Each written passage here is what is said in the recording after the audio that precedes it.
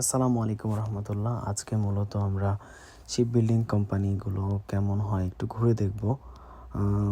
কাজের পরিবেশগুলো একটু ঘুরে দেখব, চলুন ঘুরে দেখা যাক।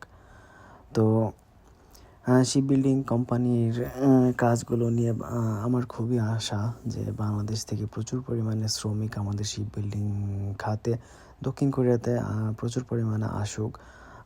আমি এই খাতটার ভিতরে কাজ করতে করতে যা বুঝতে পেরেছি আর কি, যে এই শিপ বিল্ডিং খাতে বাংলাদেশে প্রচুর পরিমাণে লোকের চাহিদা রয়েছে। আমাদের যারা পরিশ্রমী ভাইয়েরা আছেন, পরিশ্রম বলতে এখানে খুব যে পরিশ্রম তাও না।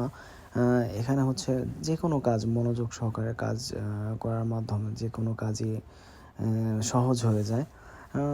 দক্ষিণ কোরিয়াতে প্রথম আসার পর আপনি যে কোনো কাজ আপনি একাধারে কাজ করার কারণে আমাদের বাংলাদেশের শ্রমিকরা কেউ একাধারে কাজ করে না।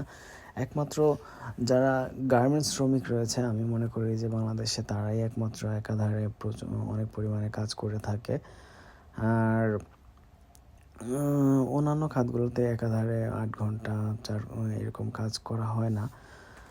তবে সর্বোপরি আমি মনে করি যে দক্ষিণ কোরিয়াতে অন্যান্য খাতগুলোর মতোই শিপ বিল্ডিং খাত।